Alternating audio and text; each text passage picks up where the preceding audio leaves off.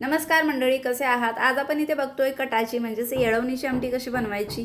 त्यासाठी इथे मी 1.5 वाटी चण्याची डाळ घेतलेली आहे। ही स्वच्छ धुवून घ्यायची, यामध्ये पाणी घालायचं, हळद, मीठ आणि तेल घालून ही शिजवायला ठेवायची आहे। डाळ चांगली शिजवून घ्यायची आहे। आता डाळ शिजते आहे तोपर्यंत आपण आमटीची तयारी करायची।